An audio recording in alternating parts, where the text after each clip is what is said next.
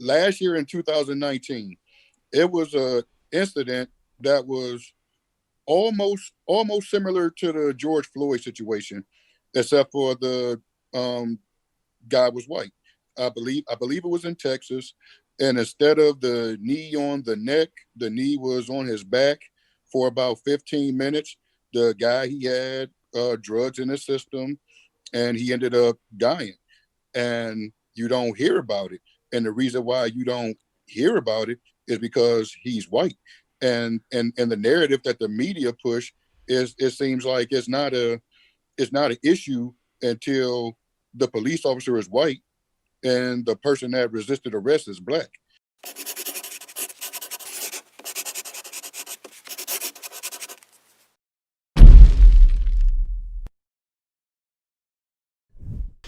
Welcome to another episode of Civil Disagreement. My name's Kevin Beers, and to my right here we have Michael Green. Today we got a special guest on with us. His name is Cory Wallace. He is a retired Navy vet. He has two grown kids, or so we say. They're almost grown, or they're mostly grown. He's originally from Ohio, but currently now lives here in Virginia. And today our topic is police brutality. So we'll get started. There we had the intros. Michael, you want to get started on that? Hey, welcome to the show, Cory. Thank you. Just to let everybody know, I served with Cory in while we were in the Navy together. Um, Cory is a real stand-up dude, um, and I'm just glad you're on the show, Cory. I appreciate it. I believe it or not, I've invited a lot of our past coworkers Okay. to the show. Um, Again, we have this specific platform where we want to discuss issues like what we're going to discuss today, but for some reason I don't know, they're scared to come on the show. So I don't know. I just want to thank you. Me and Kevin want to thank you for giving us this time. We appreciate it. No problem. Thank you. Yeah. So police brutality. What's your thoughts on that, Cory? We're gonna let you go first. I Okay. well, My thoughts on police brutality. Are there some bad police out there? Of course it is. I think it is. However, I think the media, they push a narrative to where it's at the forefront and you always see it. And it's always, if you look at the headlines, it'll say white cop shoots black man. uh huh. And you see it, your emotions get excited, and now it's it's unrest. I have an issue with that because I remember being a kid. At one point in time, I wanted to be a police officer, and I know now it's looked upon as being a negative thing. You're considered a sellout. And when I did a little research, you actually have as far as me being a black man and being shot unarmed by a police officer, I have a better chance of getting struck by lightning than I do uh, being a victim of police brutality. Okay. Okay. Um, I guess. I guess the question that I would have for you is, um, do you feel that police brutality or the racial bias is more prevalent in certain areas? If it does exist, is it more prevalent in certain areas? And if so, what areas do you think they are? I really don't think so. I think the simplest thing that you could do as an individual is just comply, Mm-hmm. because because a lot of the things that I see is back and forth arguing, and here we are in 2020.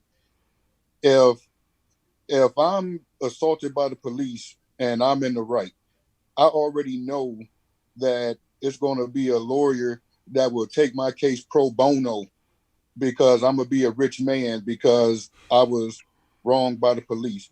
And not to get off subject, but in this day and age, from what I've seen, even if you're a criminal, crime does pay nowadays. So it's not about the area to me per se. I just think that if you do what they ask, uh, if they're right or wrong, have your day in court.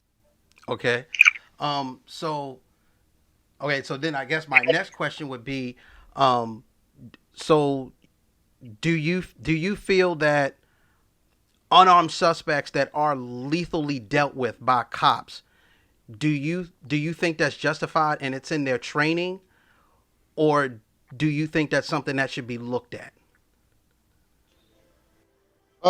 Kind of like the Navy, you know how we always have updates to training. I Yes. think the same thing should be for the police. It should be constantly monitored and looked at. I could bring up the George Floyd case for example. Mm-hmm. One of the one of the things that it seems like the media doesn't tell you is, and first I'll say I don't agree with the police officer having this knee on his neck for that amount of time. However, I found out it was in their training as one of their defense mechanisms of holding someone down. And so he might, in his mind, thought he was doing what he was trained to do. And that's where uh, the training may have dropped the ball. And so that should be worked on. And you know, and they want to defund the police. That's why I feel like they should get more resources so to work on these incidents so you have uh, better outcomes. Okay. Well, my only question with having his knee on his neck, what wasn't he already handcuffed at that point? Yes, he was. Yeah, He was physically restrained. I mean, if he was already physically restrained, I don't see where that was a necessary. And, I mean, like you said, It was it was because he kept resisting arrest. I'm not once again I'm not justifying it. I just when I watched the whole video, um, he didn't comply from the very beginning. It was two other people that was in the vehicle, and one of them was a female, and she even told him like, "Look, just comply."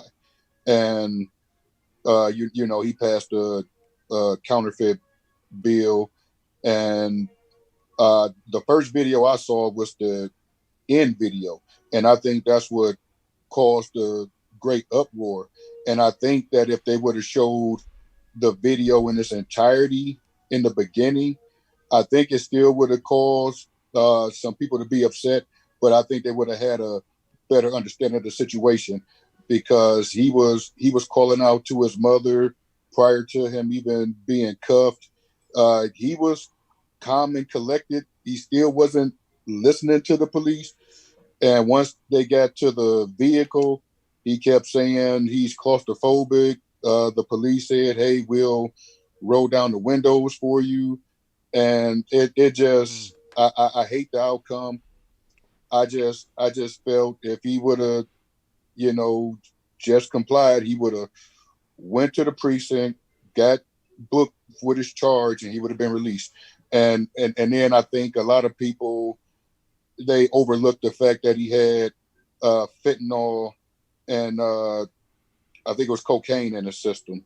And you have excited delirium, and it's a possibility that that's what really killed him because when you have excited delirium, you get the super strength and you get on this high, and then you start coming down from that high until you go into cardiac arrest. So I know they had two different autopsies, but you know, once again, I don't agree with the neck for that duration, but it's still questionable if that's what killed him.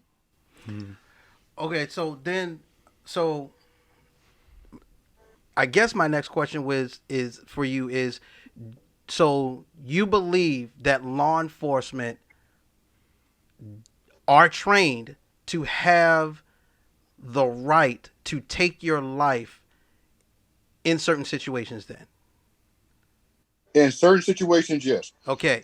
If you look at I can't remember his name. Maybe you could help me. The incident in Atlanta where the guy was at the Wendy's and he fell asleep at the drive-through and he was going to get a DUI. Oh yes, yeah. I do not remember the gentleman's name, but I remember the Right. incident, and he And, did resist. and what ended up happening They was shot him in the he, back, if I'm not mistaken, because he was trying to yeah, run away at the time. they shot him in the back. Yes. But that's where my arguments come with people, because I hear people say if you shoot somebody in the back, that automatically makes you wrong, and I don't agree with that, because I watched the video was about 45 minutes, and I watched that entire video. And once he was cooperative until they read him his rights and said that he was getting charged with driving under the influence. He was supposed to. The only reason he was out of jail was because of COVID, because they was trying to not spread it. But he fought these two police officers and stole the taser from one. And as he was running, he turned around and fired the taser at the police officer. And when I think of the big picture, had he hit that police officer, he would have he had a weapon on him, and he would have bad things could have happened in that situation. And when I looked at that incident a few weeks prior, you had a incident in Atlanta where I believe it was 6 police officers that were fired, where uh, they tased some college students, and it was the mayor, I believe. She said that the taser was considered a deadly weapon, and so that was the reason for their termination. However, when the police shot this guy, which in my opinion was self-defense, they said that the taser wasn't a deadly weapon, and you can't have it both ways. I like things to make sense, and in that situation, it didn't make sense. And I think, in my opinion, I felt like the cops was a little overly nice to him at the time, and they was trying to uh, do a peaceful arrest, and that's what ended up happening. And in the long run, the Wendy's got burned down, and more people losing jobs and people losing their lives. Okay, so okay, so from there's a standard in the United States of America for all law enforcement agencies. They have to follow something called the use of force continuum. Okay, they Okay. all have to have training on it before they can be deputized, basically, to use a weapon to be put out on the streets where they could possibly take somebody's life. So in other words, they have to be trained on when and how to use lethal force. Okay, and at the bottom or top, however your use of force continuum chart you're looking at. But one of the last resorts is something called lethal force. And Yes. general definition of it is officers use lethal force to gain control of a situation. Should only be used if a suspect possesses a serious threat to the officer or another individual. Okay, Yes. or they can see that obviously lethal force is present with the suspect. Like he has a pipe or a bat or a gun or a knife or something like that, which he does pose a serious threat to the officers around the other officer, and civilians in the area, if that's the case. Um, so we are seeing physical evidence. Okay, and again, I don't want to. I'm not. I don't want to. I don't want to get into the weeds of, oh, we only saw like the first 30 seconds of the video, or we don't know what transpired 30 seconds beforehand, or that guy was a criminal and should be arrested. They found his police record and he. I mean, I don't want to get into all that. I just want to get into the actual real evidence of what we're seeing. And a lot of times we look at these videos and, like you saying in your example, it doesn't match up because you can't have it both ways. How can you say that the taser is a deadly weapon, and then when an incident happens with the taser with this young man in Atlanta, oh, it's not a deadly, it's, you know what I'm saying? It's, you see what I'm saying? So at the end of the day, we're seeing evidence of cops that when they're in certain areas, and again, I hate to bring race into it, but that's the only big distinction of what's going on is the race. So you see these videos of white Americans being very belligerent to the cops, very belligerent. Okay, and they do not pose a threat because they don't have any weapons in their hand or anything like that. But they're being very belligerent and disrespectful. Also, you see videos of white people that might assault the police car. There's one video I was looking at where two young white students took their lacrosse sticks and they actually beat and bashed a cop car with the passenger side. The cop in the passenger side took out a cell phone and was recording it while the cop in the driver's side seat was calling it in, asking for backup. And they sat in their cars with the doors locked while these two young white kids took their lacrosse sticks and bashed the windows up and beat the car out and was just egging them on to come out the car so they could beat them up. They was egging for a fight. Okay? You look at all these examples of whether it be a woman or man or old or young, but they just happen to be white. You watch them do these things to the cops and not get killed at all. So then you go to you put the black people in the same situation and they're unarmed. Okay? Unarmed. I get that resisting is resisting. I get that. Nobody's arguing that. If you resist, you're going to get arrested. It doesn't matter if you did anything or not. I get that. But they're unarmed. An unarmed person cannot pose a serious story. Like, we're not talking about Mike Tyson or an MMA fighter. We're just not talking about that. We're talking about regular civilian Joe. An unarmed person, on the average, is not causing a serious threat to officers or people around him. Okay? But yet you have these unarmed black men getting shot because they resisted. And it's like, okay, so speaking to a fair, reasonable American citizen, how do you say one standard is good and the other standard is good when the outcomes are totally different, and the only thing about these outcomes that are different is the race of the person that died? You understand what I'm saying? I think I understand what you're saying. Yeah. For me, that falls back to the narrative, because it's actually more white people get killed unarmed by police than black people. Now, most people, when they hear that, they'll say, well, there's more white people due to the population, and that is true. However, black people only make up 13% of the population. However, according to statistics, we commit 50% of the crimes. And so last year in 2019, it was a incident that was almost similar to the George Floyd situation, except for the guy was white. I believe it was in Texas, and instead of the knee on the neck, the knee was on his back for about 15 minutes. The guy, he had drugs in his system, and he ended up dying. And you don't hear about it. And the reason why you don't hear about it is because he's white. And the narrative that the media push is, it seems like it's not an issue until the police officer is white and the person that resisted arrest is black. And Well, I understand. oh, okay. I'm sorry. Go ahead. I understand your situation. I'm not aware of the situation that you talked about, but I have seen situations where I've seen white people be very aggressive.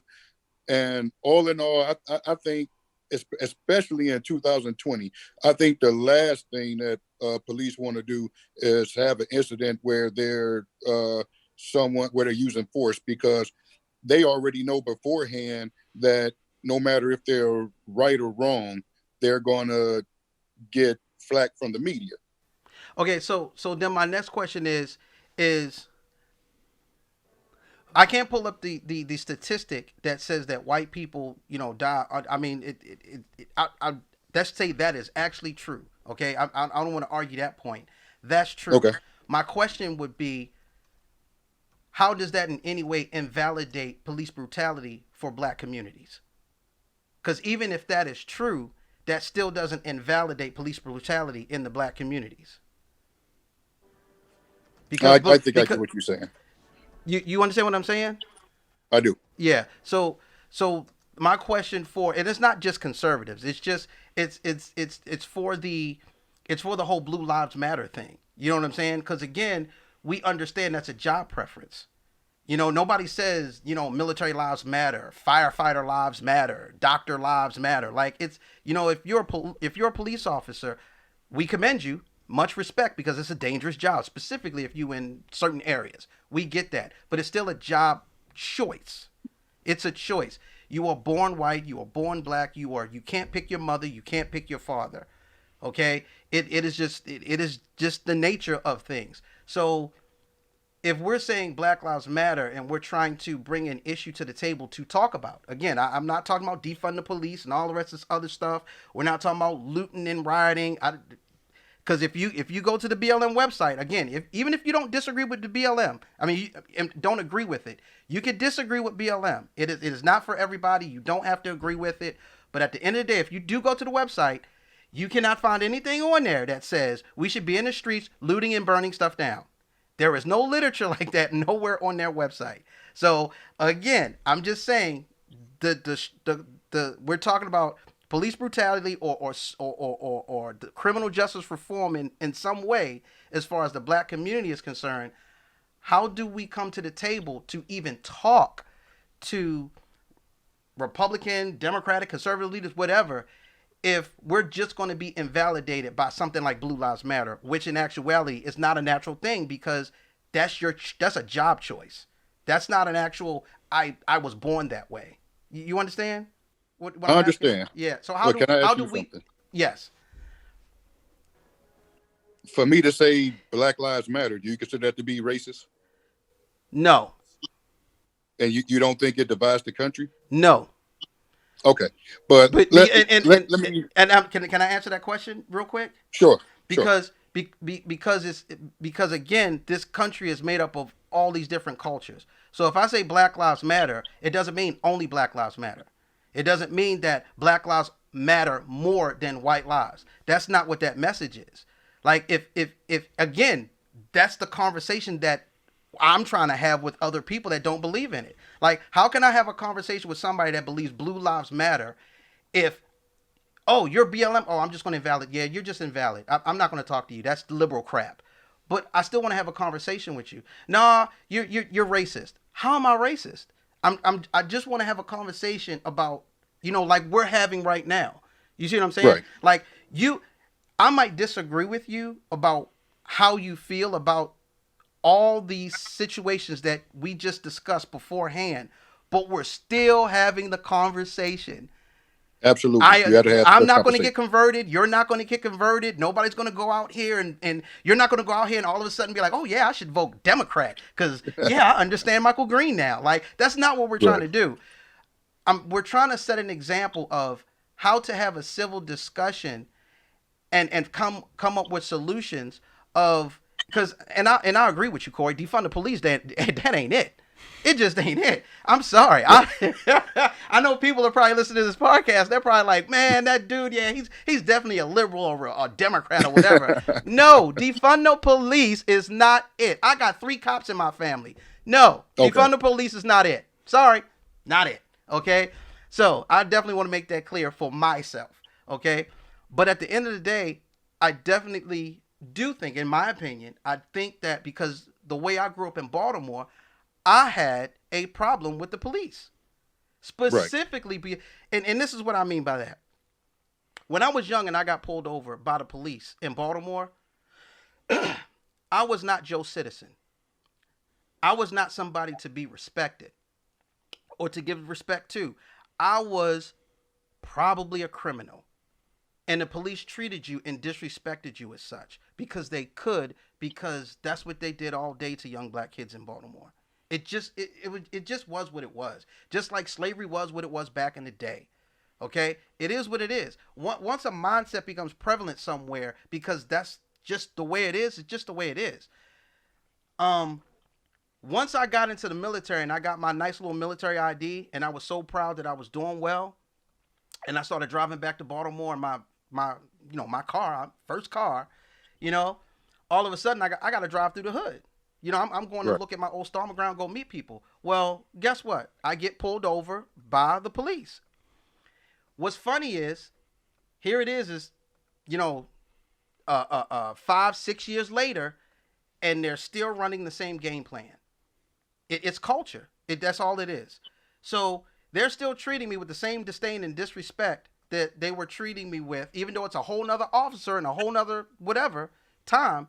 I'm still getting treated the same way, which lets me know that that's culture. Okay, but it changes as soon as I pull out my military ID with my driver's license. And the only reason I did that was because I was young in the military. And what did my supervisors tell me? If you were somewhere and the cops pull you over, you make sure you pull out your active duty military ID with your driver's license and give it to that cop. And I didn't even know why they were telling us that. Like, huh? What is that supposed to do? Do you know what happened when I gave that to that Baltimore City police officer? You know what happened? He looked at it and you know what he said? Okay, Mr. Green, are you home on leave? All of a sudden, it was my car. Because you know what he asked me when he first walked up to me? He said, is this your vehicle? Let me see your license and registration. Just like that. There was no, hello, sir, do you know why I pulled you over? Blah, blah, blah. None of that. Just, is this your car? Like, really? As soon as I gave him that military ID, I was Mr. Green, and he wanted to know if I was okay and I was home on leave. Just like that. Nice. Just like that. All is forgiven. And I'm like, wow, that's what that's supposed to do. Okay, so from everything you said, now I do have a question. Yes.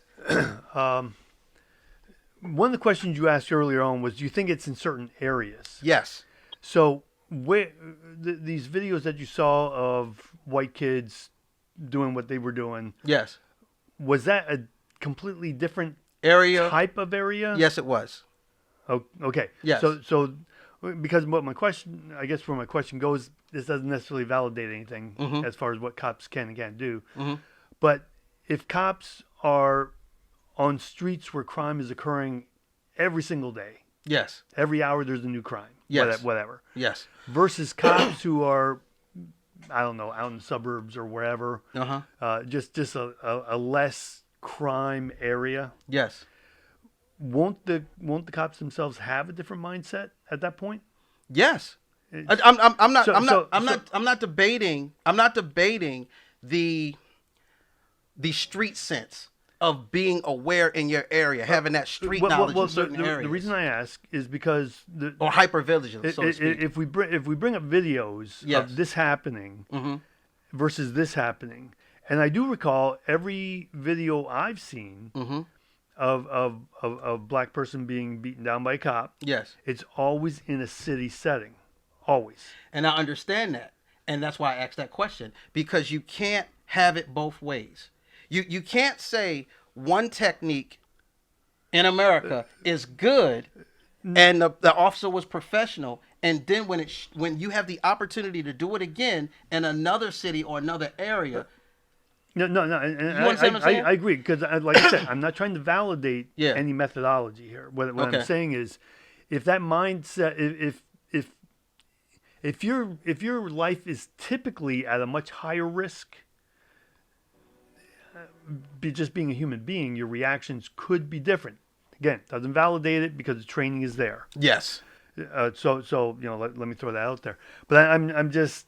I'm thinking if I'm a cop, if I'm working, I remember a time I drove through North Philly. I don't know if you know anything about North Philly. Yes. But you don't want to go there. So I drove through North Philly. Yes.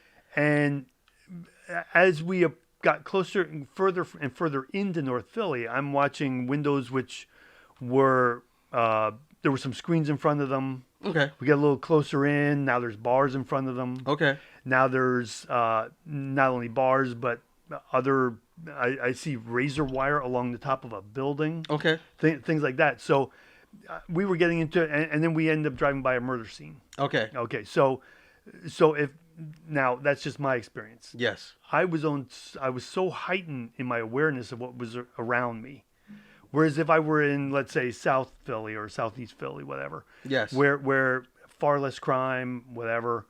I'm not on that heightened awareness. Now, I'm not saying that cops are right for what they do, but what I'm saying is doesn't that change the dynamic? No, it doesn't. Okay. You want to know why? Okay. Because John Q. Citizen, whether you are white, black, Puerto Rican, or whatever, John Q. Citizen pays for police training.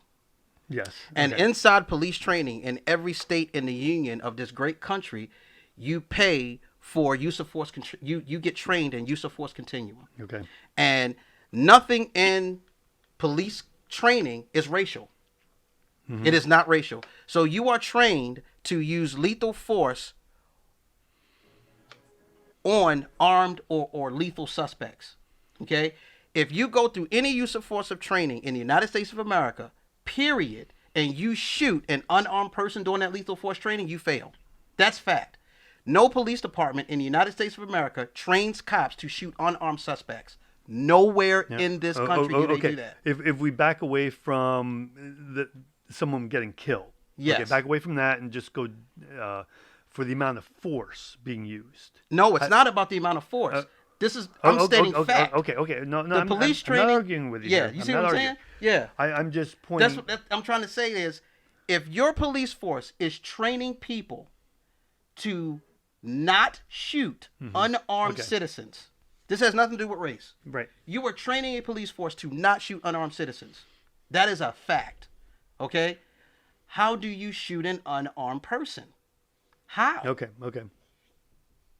Now, They have the right to defend themselves. there you go. Because defend themselves against. But again, you're training your police not to shoot unarmed citizens. So when you train them to defend themselves, what are you training them with? That's why some of them they use the tase method first, or they'll try to physically take you down. I'm with that. I kind of want to go back to kind of what you said about Black Lives Matter. See, I'm about unity. I want solutions instead of problems. And in my opinion, Black Lives Matter makes the problem worse, because you have more white people with Black Lives Matter than it is black people. And they already said they're a Marxist group. And I did my research and I said, okay, let me see what they believe in. And they had a page that they since deleted that talked about what they believed in. And what they basically said, because I'm a heterosexual male, and they basically said I had no place with them, because it said we want to cause unrest to the Western family structure. And I have children. Okay. And husband, wife situation. And so then it says we want to uplift trans women and queer folk. And for me, if that's what you choose to do, that's fine. However, if that could have been summarized with, we welcome all people, regardless of your race or sexual orientation. They went into grave detail to explain what they believed in. And I didn't have a place with that. And so I did more research. I saw where their money was going. It was going to the Democratic Party. And I think it's called Act Blue, if I'm not mistaken. Yes. And George Floyd's family, they got nothing. And when Black Lives Matter totally lost me was the death of David Dorn. He was in St. Louis, and he was called because they were looting a pawn shop. He was a retired police officer, 77 years old. He got shot in cold blood. And what happened after he got shot? Nobody rendered first aid to him to see if he was okay. What did they do? They put him on Facebook Live and they watched him bleed out. And not one story about Black Lives Matter, about David Dorn or anything. And so then I hear Don Lemon on CNN say, well, it's only about police brutality. And for me, that's just not right. If we trying to solve these problems, we got to be straight across the board. That's why I rarely listen to the media anymore, because they tell lies and you know it, and they don't even try to hide it anymore. And people trust in these sources that's telling the truth. It was one point in time where I felt they've had to maintain credibility, but now they'll just say, okay, we put this story out. It's not true, but oh well, we'll just create another story. And I think people need to hear about the David Dorns of the world. Then you have the children in Chicago getting murdered. Memorial Weekend. I forgot the number, but people get murdered. Labor Day weekend, same thing. They and it's like nothing happens. And then the answer to it is to riot and loot. It it just didn't make sense to me. Well, do you do so you of a firm belief that BLM is far leftist and all they're doing is causing hate and discontent and inspiring people to riot and loot. They're not helping the problem. The problem, no. So Okay. yes, they once the you can't come out and say you're a Marxist group and then expect the people to follow you, and then I'm about your actions, and I've seen So and I want to be real clear. You think they're a Marxist group, or it says on their website they're a Marxist group, or something that you saw on the it's on a internet? video where I forgot her name, but she's one of the leaders of Black Lives Matter, and she said with her own mouth, "We are a Marxist group." Okay. Okay. And with you, as long as I've known you, you've been an entrepreneur, a businessman, and that's not the direction that they want you to do. And for me, it's just not unity, because I'll go back to their "what we believe in" page. If it was about unity, they would say we will take people as they are. As a heterosexual male, they don't want you. And I feel like this country has been trying to eliminate especially the alpha male for years. And I think all this ties up into the narrative that's been pushed right now. And you know, I'll never say once again that the police is always right. You said you from Baltimore, I'm from Cleveland, and so I know our areas weren't the best. That's why I hope that Kim Klacik wins the election today in your area, because I've seen some of her videos about the change that she's trying to bring to Baltimore. And one point that she made is Baltimore has been voting Democratic for decades. I think it's been about over 40 years since it hasn't been a Democrat in position. And so I kind of agree with her. What do you have to lose if you go for a change? Because I know that these cities are getting funded, and just like my neighborhood that I grew up in, Cleveland, it still looks the same way it does when I grew up there, if not worse. And so Well, I've been hearing, I do have an answer for that, Corey. okay, but I got an answer all for right, that. but I've been hearing all these years Mm-hmm. that, hey, vote Democrat, vote Democrat. And then when I look at these areas and I see some of these politicians, they're getting rich, but then it's the people that's suffering. And once again, that's not unity for me. I for any police that's out of line, absolutely they should be held accountable. See the training procedures is kind of like how when we were in the Navy. And another thing that I ask the people that's listening to this podcast is when they do see a situation, because like most recently you had the incident in Philadelphia, wait till the facts come out. How many times have we been out to sea or on deployment for that matter, where someone said, "Hey, Mike, I heard we pulling in Oh yeah. today," or I heard that Yeah. we getting extended, and before you know it, the rumor is around the entire Oh ship. shit. And I remember one I year got when one of the news one of the news outlets broke it early, and we thought we were pulling in 3 days early, and we didn't. right. So I become so immune to it where I would just tell my sailors, I would say, look, unless the captain says it, Said Says it. Yeah. Don't believe it. And and that's how I feel. I take that same approach when I see police brutality and these other issues, because when I see something, I say, okay, I I I want to get emotional, but then I step back and say, wait a minute, let me see what happens first. Let me see what happens, because I want to talk about the Breonna Taylor situation. The very first story I heard was from Charlemagne from the Breakfast Club. And the very first story I heard was the police broke into her house. They went to the wrong house. She was in her bed and she was asleep. And when I first heard that story, I was it definitely pulled on my heartstrings.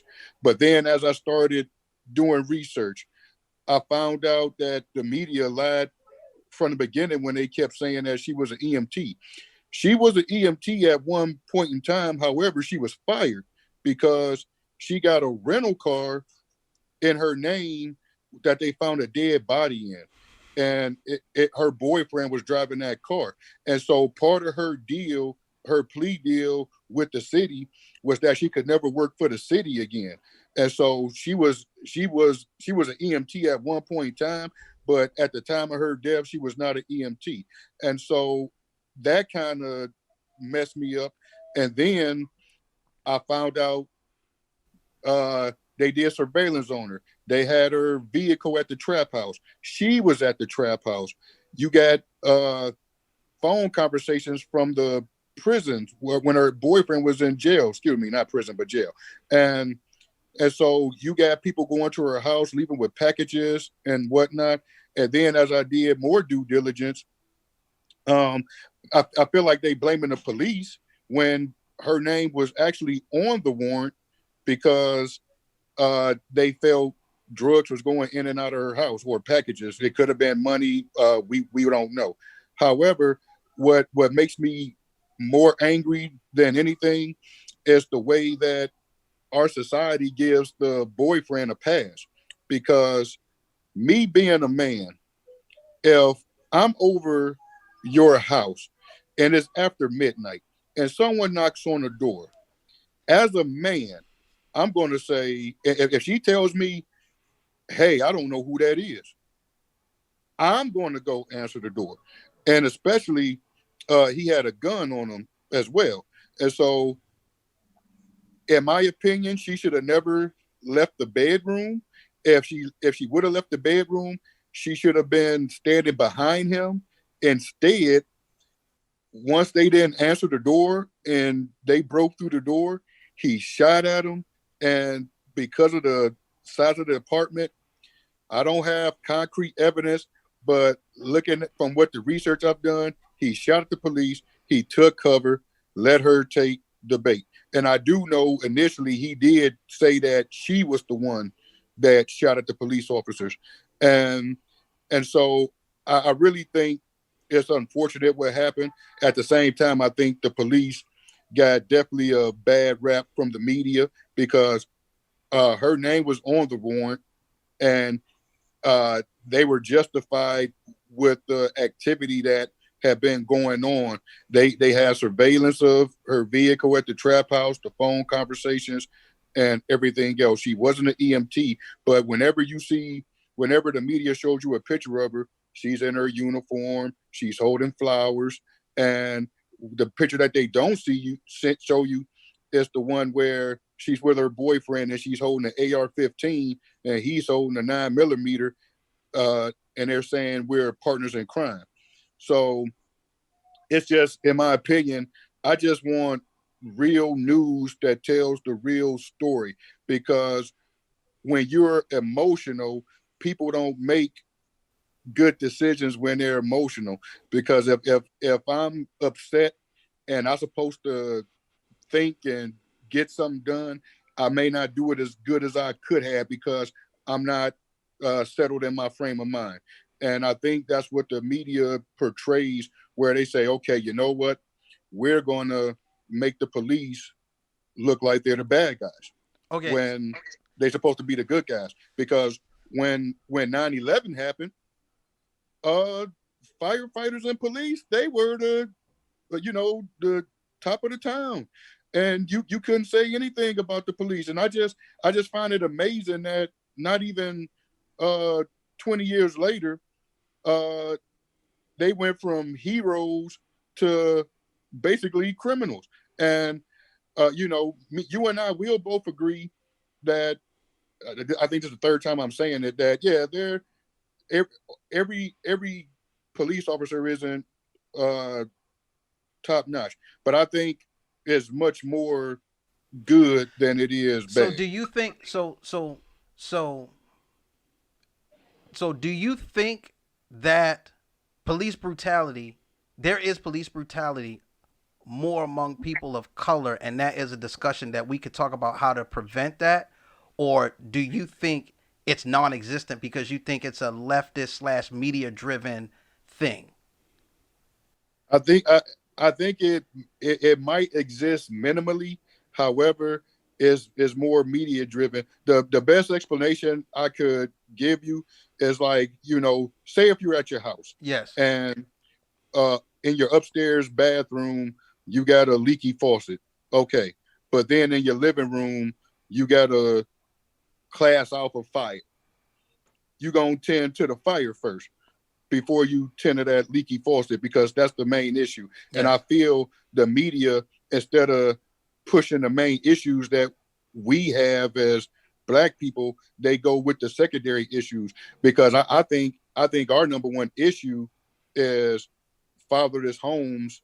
And because that's a democratic thing, because you got welfare, Section 8, where they'll say, hey, we're going to give you this house, or a place to stay. We're going to take care of your children and whatnot, only on one condition. Now, you can't have any men living here or the father living here. It separated our homes. In the 60s, black people had 75% of families have fathers inside the home. And here Okay. we So are in 2020, where it's down to like 25%. okay, And I I don't want to think stray that's a too far. problem. I want to stray too far off the subject. I want to stray too far because we talk about police brutality. But I totally Okay. understand what you're saying. But I do want to hit you with this. You understand that black people could not get on welfare when welfare was instituted by the United States government as a whole. When it wasn't even called welfare, it wasn't even called social service. It was called something else. Okay, spanning from benefits they were trying to give GIs. Okay, and then they Right. opened it up to all civilians. Only white people could get on it, and only white men could go sign up for it. So you understand that the current welfare system was not created by what everybody's mad at about the Democrats. It was literally created by a majority controlled white male government. Okay. Yes. So what ended up happening was, as time goes on, certain areas understood that they could make money off of a demographic of people putting them on welfare, and that was the way they put them on there by dividing the family structure up. But that wasn't a democratic thing.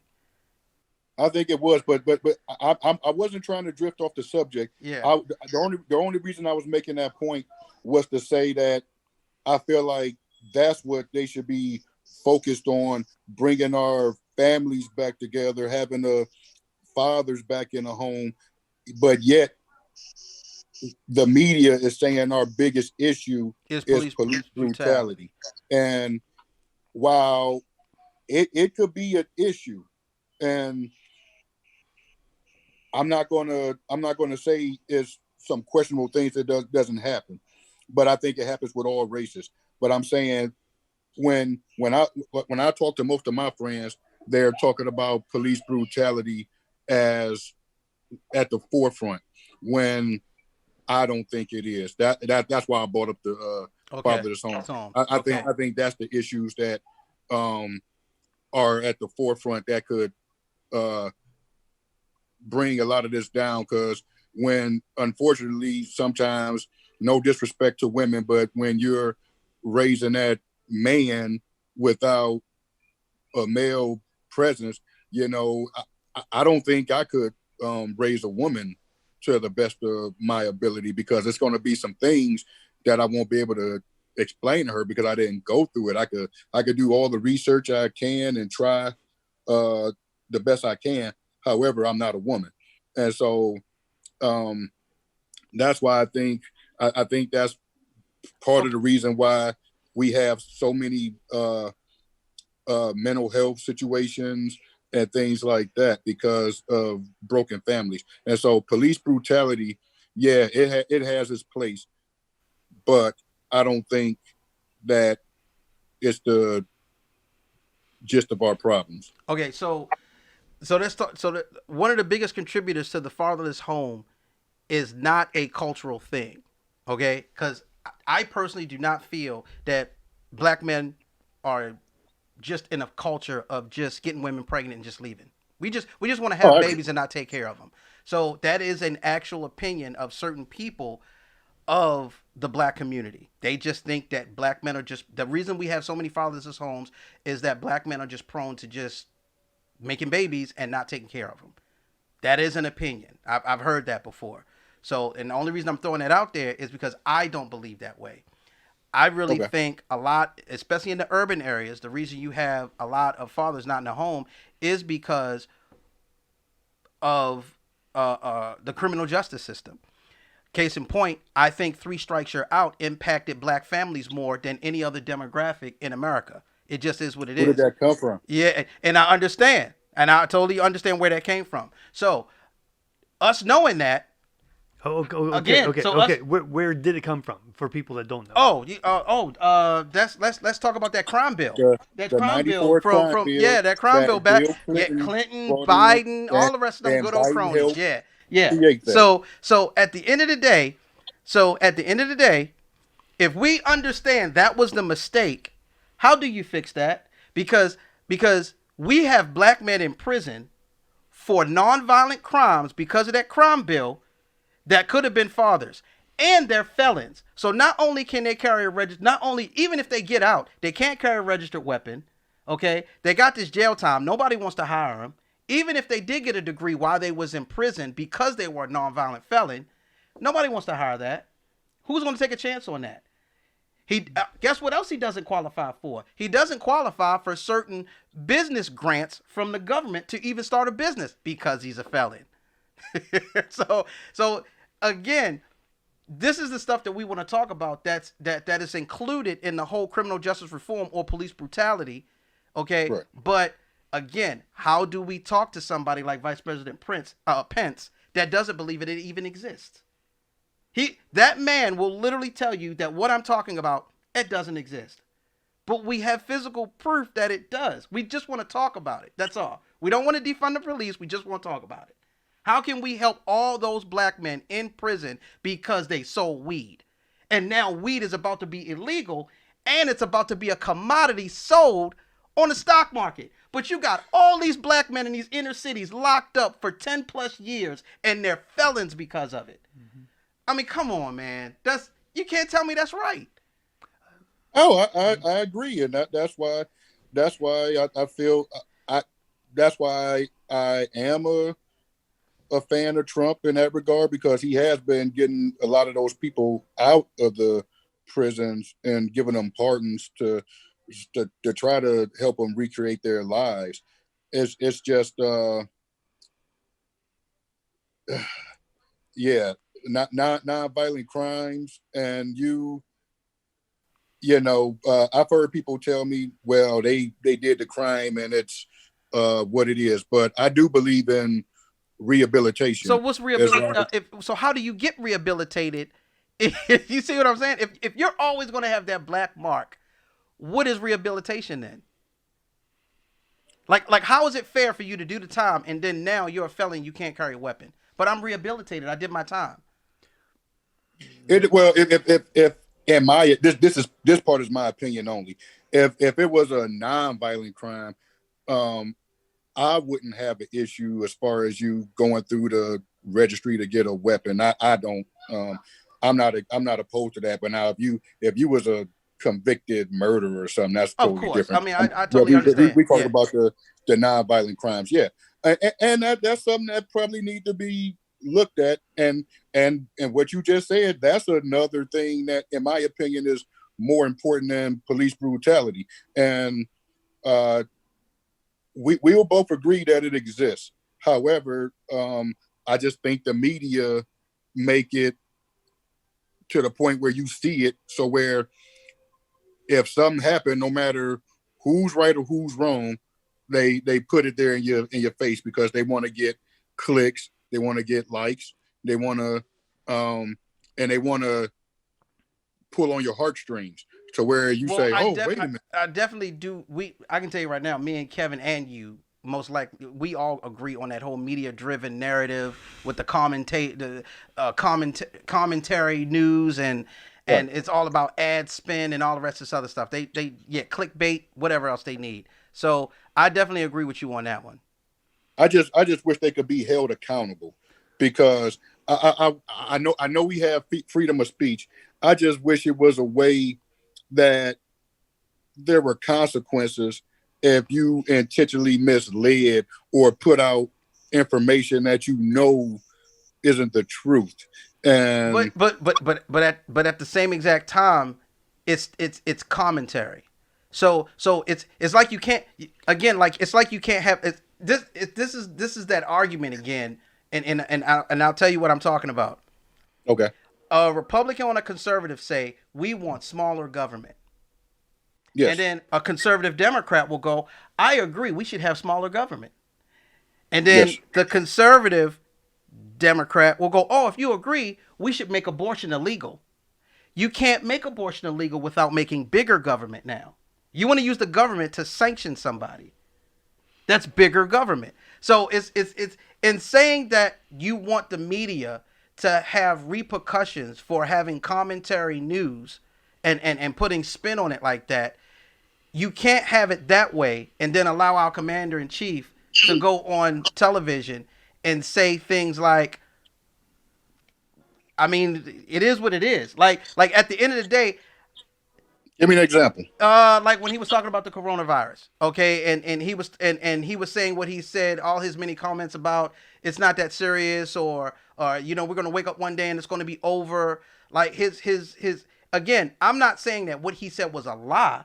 Again, it's the president's spin on how he wants his constituents to feel that something is not that serious. Now, if you disagree with him and you think it is serious because your grandfather died from it, it is what it is. But I don't think we can't put sanctions on free speech in news media and then turn around and then No, say, but the problem with news media is that the news media has special protections because they're the news media. and so does President Trump. Well, I'm not saying he doesn't, but what I'm saying is the news media. It's for us regular people. Yes. It's our right to free speech. Yes. For the news media, it's the right to free speech plus some protections so that they can report things that would otherwise get the rest of us in trouble. Yes. So again, the conversation is going to be But because they're commentating instead of actually giving news. Yes. I believe they should lose their protections if they're doing that. Oh, I can entertain that all day long. Yeah. Okay. Yeah, we can entertain that. Yeah. So is that what you meant? Something like that, Corey? Yes, because I mean, okay, like one of the best examples I could think of is like Bubba Wallace on ESPN, and they kind of turned the tide this year with the whole news slash rope pool thing. And when I found out that the FBI, I don't want to lie to you, but I know the number was in the at least the hundreds of thousands that they spent investigating it, only to find out that it was a rope pool. And by that time, the damage was already done because now they're saying, oh, this is what they doing in NASCAR, and they put this out here, and to me, it's that's not bringing unity. I'm going back to unity. Got you. Because I want it to be, if you're trans, gay, whatever you are, I don't have to agree with it. I'll respect your stance. Now, just for those that just to catch those up that might be listening to our episode, Bubba Wallace is a NASCAR driver. His race team, when he went to where his pit crew has his car garaged on the NASCAR track where they were at, he went in and there was a noose, hangman's noose hanging from the ceiling. Okay, just to get everybody up to date on what the situation that Cory's talking about. Okay, Cory, when you say it was a rope pull, what do you mean by that? You had the garage, and it was used to pull the things down, So it and I was used to researched pull the the story main because garage door down. Yes. yes, Okay. and I researched the story too because I wanted to make sure because I don't like to speak and not have some validation with it, and uh the hole that was in that rope pool, you couldn't even put your hand through that thing. Now, if it would have been like what I think of it as a noose, then I could see a problem with that. But by this time, they had this big uh, event where they pushing his car. He's getting out the car, hugging, crying people, and this was like right after the George Floyd incident, if I'm not mistaken. So people already emotional, and then it's like, okay, why? And that's why I my issue is definitely the media because so many things goes on, and they make more than what it really is, and it's to push an agenda, and I don't think that agenda is pushing unity. In my opinion, I think they want us to um, believe that uh, police brutality is the main force and other topics like racism and things, because when we focused on those things, we really ignoring what's going on behind the scenes, and that's when we really get in a bad situation. So it for me, it's just about unity, and I think the police should be our allies. Uh, I know when we were younger, they were in the communities more. You told me your story about your experience with police, and I got similar stories too. However, mine is the opposite of yours. Yeah. My worst encounters with the police were black police officers, and my stops with white police officers went well. Mm-hmm. And so I guess it's just what experience you have, but I do know that my experience isn't everyone's experience because your story was totally different than mine. I just think that um, we need to continue to uh, support the police and have them trained the best that they can be trained to try to um, mitigate some of these things. And on the same token, we as civilians, we have to do our part too and try not to escalate some of these situations where if we just do what they ask, regardless if we agree with it or not, as long as it's lawful, you know, if um and if you feel that some was wrong or you were done wrong, have your day in court. Especially in 2020, have your day in court. I think that'll mitigate a lot of what's going on right now. If the cop is telling me something and I don't agree with him, I'm gonna just say, okay, I'll get my attorney, and then we'll go from there. Okay. Okay. That's a good note to end on, because I see that we're out of time. But hey, Count Corey, thank you so much for being on the show today. I really I enjoyed having you appreciate you here. too. Hey, Cory, thanks for coming on, man. Yeah. I thank you. 'Cause, man, you'd be surprised. I'd put that invitation out there for a lot of people that's on your side of the fence, and yeah, man, I Well, don't know what's see, up.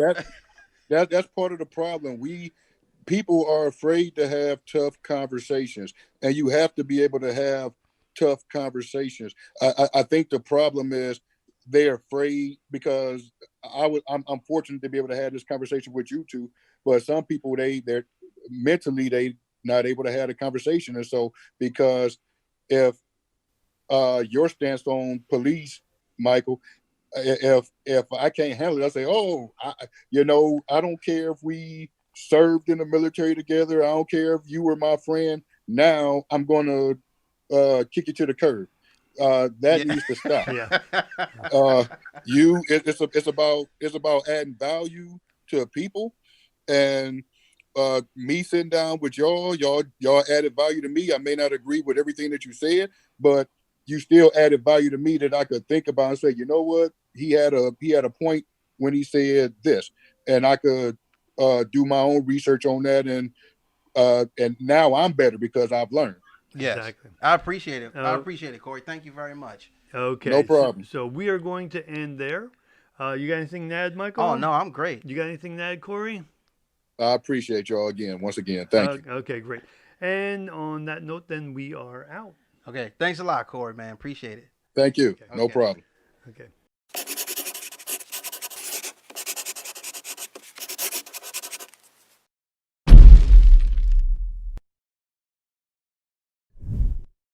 I'm just here chilling with my man K Dog.